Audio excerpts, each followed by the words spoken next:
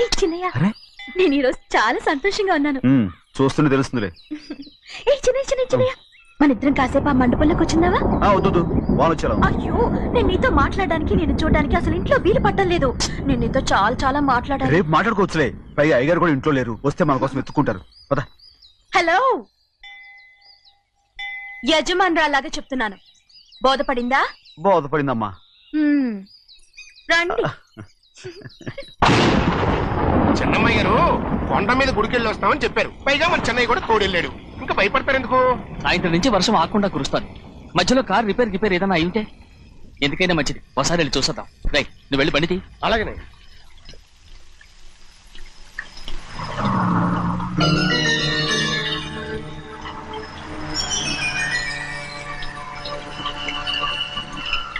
చూడండి, ఆ కారు మంది అనుకుంటానండి.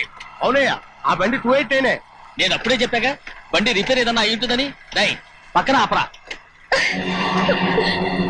చాలా పొద్దుపోయింది, ఇంటికి పోవా?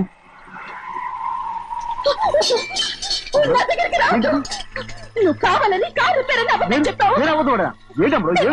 లెక్క పెడుతున్నావా? నేనా? అమ్మ,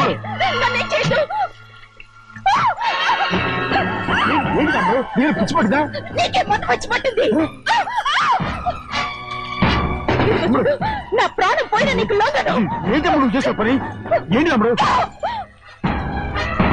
చూసారు కట్టుకుంటావా? ఎవరైనా వస్తారా? చెన్నయ్య, మా నాన్న ఎంతో నమ్మకం పెట్టుకున్నాడు. ఉన్నాను కదా, రాము.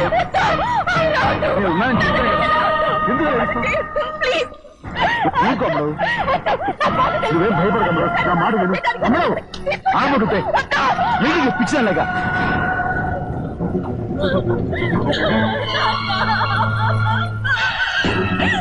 ఏంటమ్మా ఇది? చెప్పమ్మా, చెప్పు. కారు పేరు చెప్పి నన్ను మండపంలోకి తీసుకొచ్చాడు. వర్షం పడుతుంది, కారు రిపేర్ చేయలేమని, ఇక్కడే ఉందామని నన్ను అదోలా చూశాడు. నాకు చాలా భయం వేసింది. ఏ పర్వాలేదు, నడిచేనే వెళ్ళిపోదాం నేనంటే, నువ్వు విదేశాలు చదువుకుని వచ్చావు, ఆ మాత్రం అర్థం చేసుకోలేవా? ఈ ఒక్క రోజుకి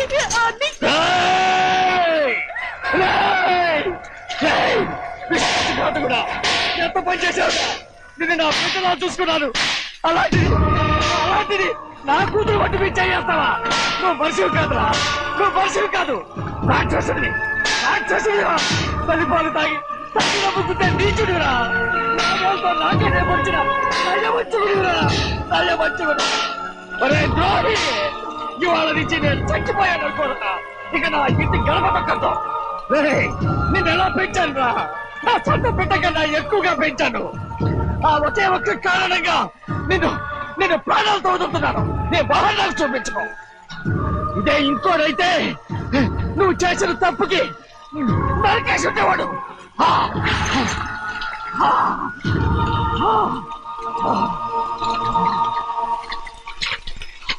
పదమ్మా, రే రండా.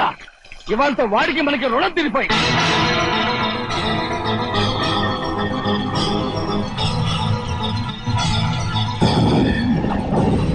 చిన్నబ్బాయి, వద్దు చిన్నబ్బాయి, వెళ్ళొద్దు. నా మాట విను. 2 కుటుంబాలు కలవబోతున్నాయి. వద్దు చిన్నబ్బాయి.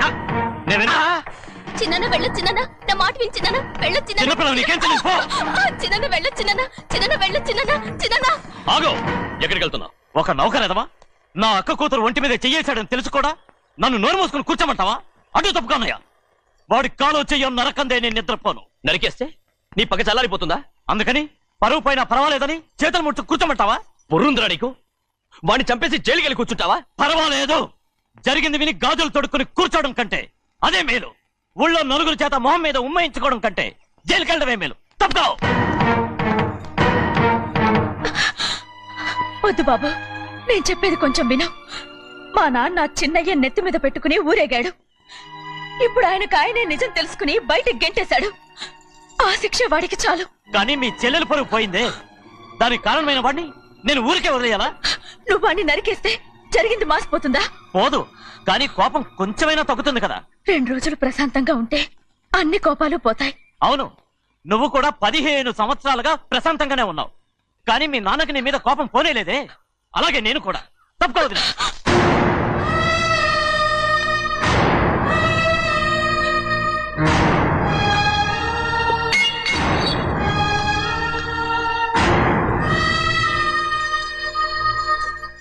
వాడి కోపంలో కూడా న్యాయం ఉంది గౌరీ. ఎవడో చేసిన దాన్ని ఎవడు చేసుకుంటాడు చెప్పు? న్యాయంగా చూస్తే వాడు చేసుకోవాల్సిన పిల్ల. వాడు మనతో పాటు చిన్న వయసులో వచ్చేసాడు కాబట్టి ఆ కుటుంబానికి విరోధయ్యాడు. ఓన్లే తను నాకు మర్యాద ఇవ్వకపోయినా నీకైనా ఇచ్చాడు. అచ్చా రే బండిదీరా. ఎందుకయ్యా చెన్నైని అడగాలి? కలుపు తీయడానికి ఎంతమంది కూలీలు కావాలో చెన్నైకే తెలుసండి. శనక్కాయలు ఏ కొట్లో అమ్మాలో చెన్నైకే తెలుసండి. జొన్న చేనుకు మందు కొట్టారో లేదో చెన్నైకే తెలుసండి. అయ్యా మరి నేను వెళ్ళొస్తానండి. ఎక్కడికి వెళ్తున్నావు? చెన్నై దగ్గరికండి. ఎందుకు? అదేనండి, కౌలు డబ్బులు ఎవరెవరి పేరుతో ఏ ఏ బ్యాంకుల్లో వేయాలి, ఈ దివాణానికి కావలసినటువంటి వస్తువులన్నీ ఎక్కడ కొనాలి, ఇవన్నీ చెన్నైకే తెలుసండి. అడిగి తెలుసుకుందామని బయలుదేరా. ఏంటయ్యా ఇన్ని రోజులు ఇవన్నీ చెన్నై చూసుకుంటుంటే మీరందరూ ఇంట్లో తిని కూర్చొని ఏం చేస్తారు? గాడిదలు కాస్తున్నారా? చే ఇది ఇల్లా సత్రమా? అబ్బా నువ్వు ఉండవయ్యా, నేను చెప్తున్నాను కదా. వంటింట్లో ఏమేం చేయాలో ఎంతెంత చేయాలో తెలియక అందరూ ఖాళీగా కూర్చున్నారు. 2 రోజులు వచ్చి చెన్నై పళ్ళకు రావట్లేదంటగా. వెంటనే డ్రైవర్ పంపించి చెన్నైని పిలిపించండి. 2 రోజులుగా నువ్వు ఎక్కడికి వెళ్ళావు? సముద్రం ఎలా ఉంటుందో చూద్దామని వైజాగ్ వెళ్ళానండి. వెళ్ళా సముద్రంలో గోవిందయ్య అయ్యా ఈ లెక్క చూసి పంపించి. అగా నీకు లెక్క చూసి కదా డబ్బులు ఇవ్వాలి. మరి ముందే అయ్యా అయ్యా అయ్యా అంటూ ముష్టోళ్ళగా చేయి చెప్తావిట్రా.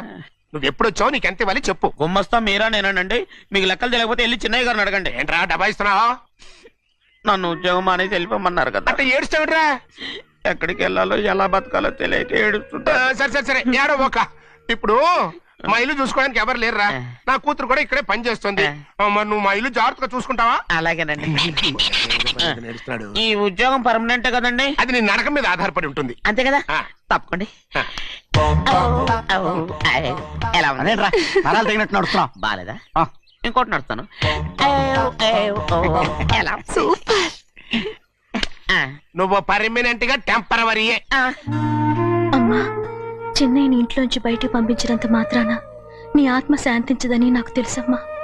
త్వరలోనే అక్కయ్యని నాన్నని కలిపి మన 2 కుటుంబాలని ఒకటి చేస్తాను. వెనక ముందు చూసుకోకుండా గొడ్డను బాదినట్టు బాధేశారు. కూతురు ఏం చెప్తే అది నమ్మేయటమేనా? అసలు ఏం జరిగింది, ఎలా జరిగిందని ఒక్క మాట అయినా అడిగాడు ఆ పెద్ద మనిషి. పోనీ నువ్వైనా చెప్పలేకపోయావేంటి?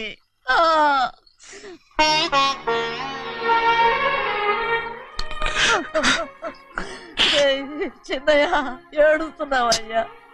పెద్దయ్య కొట్టాడని బాధపడుతున్నావా? అబ్బే పెద్దయ్య కొట్టిన దెబ్బలు కాదని నేను బాధపడుతుంటా.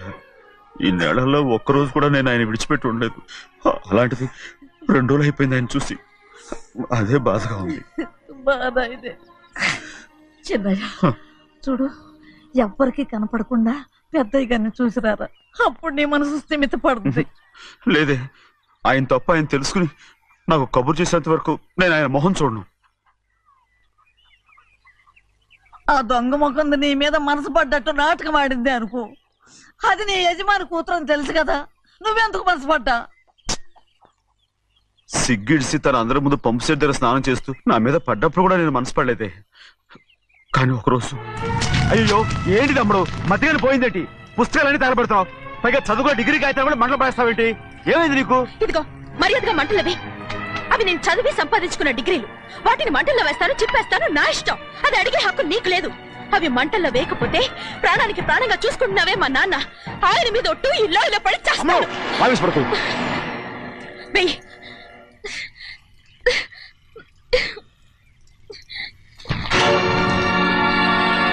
తగలబెడుతుంది నువ్వు చదువుకున్న చదువుని కాదు, మా పెద్దయ్య పెంచుకున్న ఆశల్ని, ఆయన కన్న కళల్ని. పర్వాలేదు, నా ఆశ నెరవేరినప్పుడు ఎవరి ఆశ తీరినా తీరకపోయినా నాకు అనవసరం. నేను డబ్బున్న దానిగా నువ్వు నన్ను ప్రేమించడానికి వెనకాడుతున్నావు. చూడు, మా నాన్న నా పేరు మీద రాసిన ఆస్తుల తాలూకు దస్తావేజులు మొత్తం తెచ్చాను. ఇవి కూడా నేను ముందే చెప్పాను, అడ్డొచ్చావో దూకేస్తాను.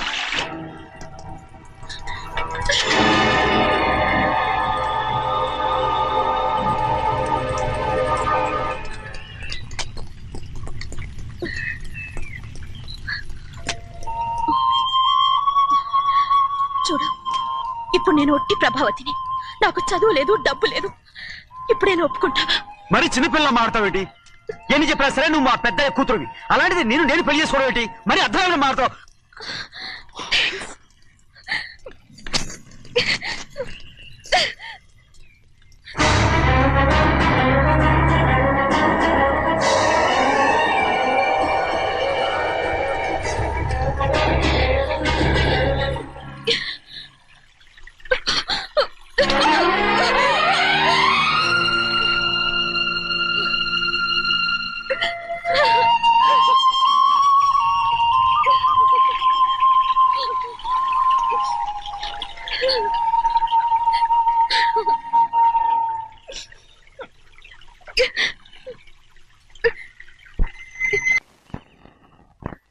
ఆ రోజు తగలబెట్టిన కాగితాలన్నీ నకిలీవైనా ఉండొచ్చు.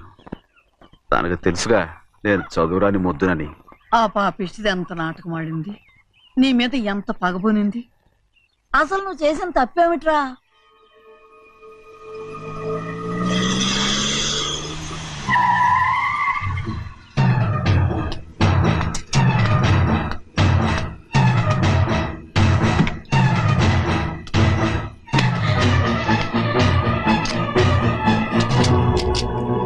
నేనా నీ వెంటబడి తిరిగాను? నేనా నేను ప్రేమించమని అడిగాను? నేనా నేను పెళ్లి చేసుకోమని అడిగాను? ఆ రోజు గుడికి రమ్మంది ఎవరు? వద్దన్న మండపానికి తీసుకెళ్ళింది ఎవరు? చేసినంత నువ్వు చేసి నేనేదో చేసినావే. నేను నిజంగా పాప పోనీలే ఆడదాని వారు ఊరుకుంటున్నాను అనుకున్నావేమో. పొరపాటు. నన్ను ఎంతగానో నమ్మిన మా అయ్యగారు నన్ను అనుమానించి తప్పు పట్టారే, దానికి ఆ రోజు నా నోరు మూసుకుపోయింది. కానీ ఈ రోజు మాత్రం నేను ఊరుకునేది లేదు. చెప్పు, ఎందుకు చేసావు పని? కారణం చెప్పు. ఒకే ఒక్క కారణం, నిన్ను మా ఇంట్లోంచి వెళ్ళగొట్టాలి. ఎంతో ఇష్టంగా చూసుకునే మా నాన్న నిన్ను అసహించుకోవాలి. మా అక్క కుటుంబం 15 సంవత్సరాల నుంచి మా నాన్నకు దూరంగా ఉండటానికి కారణం నువ్వు. అంతేకాదు, మా అమ్మ మాకు లేకుండా పోవడానికి కారణం కూడా నువ్వే. అలాంటి నీకు మా ఇంట్లో రాజ మర్యాద, అందరి మీద అధికారం. కన్న కూతురైన నాకంటే మా నాన్నకి నీ మీద ఎక్కువ ప్రేమ. అందుకే నిన్ను ఇలా మోసం చేశాను, నమ్మించాను. అర్థమైందా? Good bye.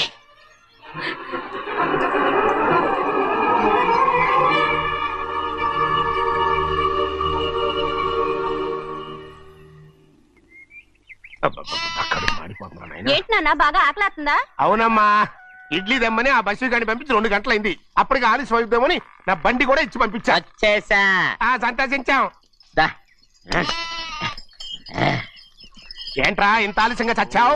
మరి దీన్ని నడిపెత్తుకురావద్దేంటి? అదే నేనైతే లగెత్తుకు వచ్చేసేవాడిని. అంటే ఈ బండి నడపడం నీ చేత కదా? మరి ఎందుకు తీసుకెళ్ళట్టు? ఏమో మీరు తీసుకెళ్ళమన్నారు, తీసుకెళ్ళాను. కర్మ. సర్లే, ఆకలి చచ్చేట్టుగా ఉన్నా. ఇడ్లీలు ఎక్కడా? అదిగో మూటలో వచ్చేస్తున్నాయి. నోట్లో ఇడ్లీలు రావటం ఏంట్రా? ఒరేయ్, ఈయన నంబర్లే గానీ మూట దింపి ఇప్పి చూపించండి. అట్టగానండి. ఇన్ని ఇడ్లీలు తెచ్చావిడ్రా? మరి 494 రూపాయలకు ఆ మాత్రం ఇడ్లీలు రావేంటి? 494 రూపాయలకి ఇడ్లీలా? మరి అదే చెప్పడమేమో చెప్పేస్తారు, ఆ తర్వాత మర్చిపోతారు. మరి నాగమణి. నాగమణి ఏంటండి? ఏంటంట? అప్పుడు మీ నాన్న నాతో ఏం చెప్పాడు? ఉండండి, ఆలోచించుకుని చెప్తాను. ఏంటమ్మా, ఫ్లాష్ బ్యాక్ వెళ్తున్నావా? అవును. బాబా ఆకలేస్తుందిరా.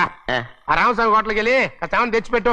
నాకు కూడా ఆకలేస్తుందండి. నువ్వేదైనా తిని నాకు మాత్రం ఒట్టి ఇడ్లీ పడరా. ఇదిగో ఈ నోటు ఎంతో తెలుసా? నేనేమన్నా తెలివి తక్కువ అనుకున్నారా? 500 నోటు. అబ్బో, నువ్వే దీన్ని అచ్చుకుతున్నట్టుగా మాట్లాడుతున్నావే. చాలా ఆకలేస్తున్నాయి, బండేసుకెళ్ళి తొందర తీసినప్పా. ఇదండి జరిగింది. చిల్లర లేదు కదా అని 500 రూపాయలు నోటిచ్చి పంపిస్తే మొత్తం ఇడ్లీలు పట్టుకొస్తా ఉంటా. నీ నోట్స్ చెప్పు. ఆకలేసేస్తుందమ్మా. చట్నీ సాంబార్ ఇదిరా? ఇచ్చాడండి. ఇది నేనే వద్దన్నానండి. ఎందుకని? మరి అదే మళ్ళీ మర్చిపోయారు. నాగమణి, మీ నాన్న నాతో ఏం చెప్పాడు? అయ్యో చట్నీ సాంబార్లని ఎన్ని సార్లు ఫ్లాష్ బ్యాక్ వెళ్తారా? ఏదైనా తిని నాకు మాత్రం ఒట్టి ఇడ్లీ పడరా. ఇదిగో ఆయనకు అర్థమయ్యట్టు మళ్ళీ చెప్పు. నాకు మాత్రం ఒట్టి ఇడ్లీ పడరా. అయ్యో రేయ్, నువ్వు నా కంటి ముందు చంపా. ఒళ్ళు మండిపోతుంది. కడుపు కాలిపోతుంది. ఆయనతో పాటు నేను బయటకు వెళ్ళిపోతాను. ఎందుకంటే ఆయన్ని నేను వద్దు! మీ దిక్కుమాలిన ప్రేమ కథ వినే ఓపిక ఎవ్వరికి లేదమ్మా. అయినా నువ్వు అనేది ఏముందిలే, అతను లేకుండా నేను బతకలేను అంటావు అంతే కదా. అయితే ఒక కండిషన్ రా. ఏంటి? నువ్వు చాలా తెలియగలవాడవని ఈ ప్రపంచానికి, నీ ముఖానికి ప్రపంచం దాకా ఎందుకు గాని ఈ ఊళ్ళో నిరూపించుకో. నా కూతురు నీకు ఇచ్చి పెళ్లి చేస్తా. వాకే వెరీ వీచి. అయితే నువ్వు ఇంటి బయటికి వెళ్ళరా. బయటకెళ్ళా. రండి. అయ్యయ్యో నా కాళ్ళు చేతులు ఆటం లేదే. మీరెందుకు వచ్చారయ్య గారు? కబురు పెడితే నేనే వచ్చేదాన్నిగా. కూర్చోండి అయ్యా, కూర్చోండి. చిన్నయ్య టౌన్కి వెళ్ళాడు, ఏదో కొట్లో పని చేస్తున్నాడు. తర్వాత దాన్ని ఎవడు మార్చగలడు? నేనేం వాడిని చూడటానికి రాలేదు, నిన్ను చూడటానికి వచ్చాను. అవును, వారం వారం డబ్బుల కోసం వచ్చేదానివి 2 వారాలుగా ఎందుకు రాలేదు? అయినా నా బాధ్యత నేను చెయ్యాలిగా. ఇదిగో తీసుకో. డబ్బొద్దండి. నీ మనవడిని నేను ఇంట్లోంచి తరిమేశాను వద్దంటున్నావా? ఇది నీ మనవడి కోసం కాదు, నీ కొడుకు కోసం నేను చెయ్యాల్సిన బాధ్యత. ఆనాడు ఊరంతా నా బిడ్డ తప్పు చేశాడన్నా మీ మనసుకి మాత్రం తప్పు చేశాడనిపించలేదు. ఈ రోజు నా మనవడు కూడా ఏ తప్పు చేయలేదు. ఆ విషయం మీరు తెలుసుకుని వాణ్ణి ఏ రోజు పనిలోకి రమ్మంటారో ఆ రోజే డబ్బు తీసుకుంటాను. నీ మనవడు చేసింది నేను కళ్ళారా చూశాను. దాని గురించి మాట్లాడాలంటే నాకే అసహ్యంగా ఉంది. డబ్బు తీసుకుంటావా లేదా? వద్దు బాబు. ఈ రోషమైనాలో నేను చూస్తాను.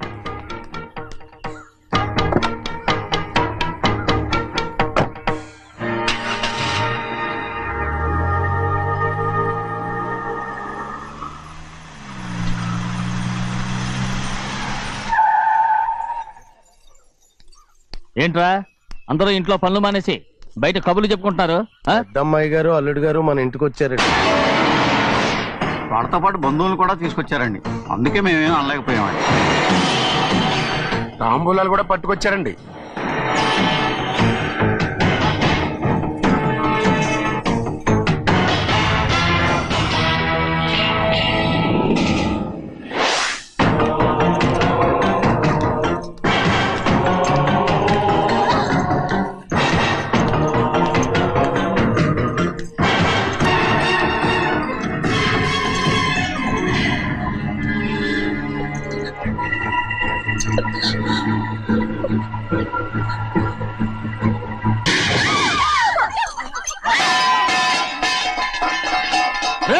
అయ్యా 15 ఏళ్ళైంది బంధాలు తెగిపోయి.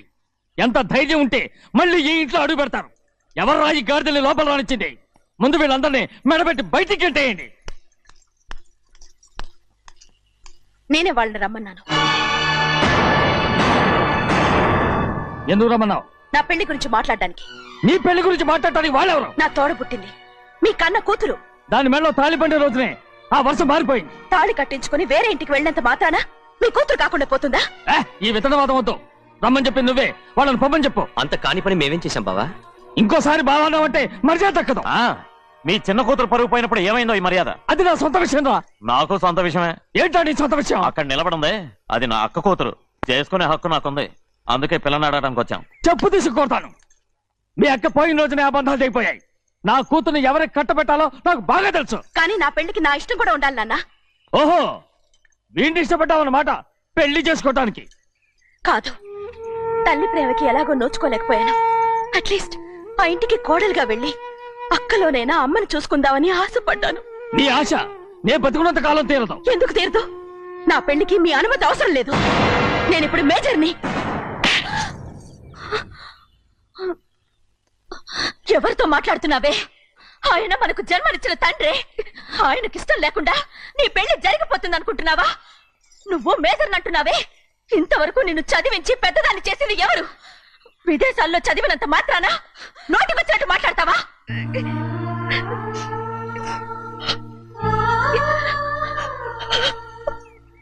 నన్ను క్షమించండి నాన్న. ఎలాగైనా మన కుటుంబం కలవాలనే ఆశతో దాని మాటలు వినే ఇక్కడికి వచ్చాం.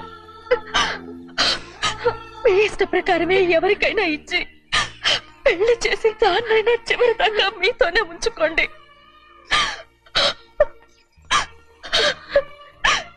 వెళ్ళొస్తానన్నా. ఎందుకు వదినా వెళ్ళొస్తామని చెప్తున్నావు? ఈ జన్మలో ఇక్కడికి రాలేమని తేలిపోయింది కదా, వెళ్తామని చెప్పు.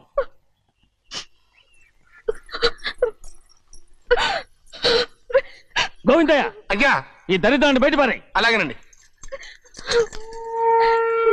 నన్ను క్షమించండి నాన్న. ఊరుకోమ్మా, ఏదో తెలియక చేసావు, పర్వాలేదు. ఏమైందిరా అంతరాట పరిగెత్తున్నారు? ఉండవా ఏమయ్యా, ఏంటి అంతరాట పరిగెత్తున్నారు? నువ్వు నాకు అగనిస్ట్ పార్టీ, నేను నీకు చచ్చినా చెప్పకూడదు. అయినా వయసులో పెద్దవాడు అడుగుతున్నావు కాబట్టి చెప్తున్నాను. మన బసవాడు లేడు, వాడు పండిస్తున్నాడంట. అగా బస్సోడు ఏంటి, కొండ ఎత్తడం ఏంటి? ఏ ఎగతాళిగా ఉందా? నేను ఎగతాళి చేయడం కాదండి, ఊరంతా పరిగెడుతున్నారు. పైగా 10 రూపాయలు టికెట్ అంట. బస్సోడు కొండ ఎత్తడం నాన్న నాన్న నేను నువ్వు వచ్చే వెళ్తాను. తీసుకెళ్ళి చూపిస్తాను. నా కూతురా. ప్రశాంతంగా ఉండండి, ప్రశాంతంగా ఉండండి. ఒరేయ్, ఆంజనేయ స్వామిని ఒక పంట కాలే బాగా ఒళ్ళు పట్టంటారా.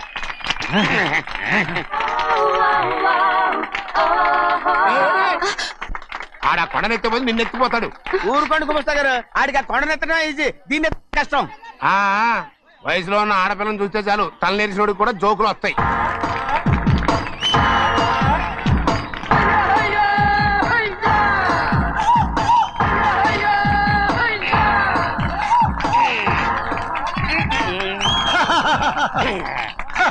నేను రెడీ. ఏంట్రా రెడీ? కొండనెత్తు. ఓ 50 మందిని పిలవండి. ఎందుకు? ఆ కొండను తెచ్చి నా చేతుల మీద పెట్టడానికి. అప్పటి నుంచి నేను చెబుతూనే ఉన్నా, ఇది ఫిట్టింగ్ ఏదో పెడతాడు అని. ఒక్కడనా నా మాట విన్నారా? ఊరుకోవా, నీ కూతురని మాటలేదు, మేమే వింటాం. ఇది ఒక పిచ్చి కొయ్యి. ఏంటి 50 మంది వల్ల కాదా? అయితే ఊరు మొత్తం వచ్చి ఆ కొండను తెచ్చి నా చేతుల మీద పెట్టండి, అప్పుడు నేను ఒక్కనే ఎత్తుతాను.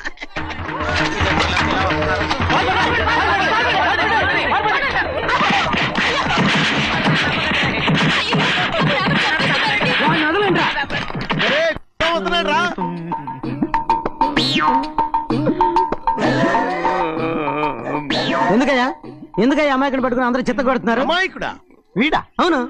స్వామి స్వామి మా వారిని రక్షించినందుకు చాలా థ్యాంక్స్ అండి. ఇలారా, ఏ స్కూల్లో చదువుతున్నారా? Co education. అదే కరెక్ట్. Correct correct correct. ఇటు ఇప్పుడు మాట్లాడి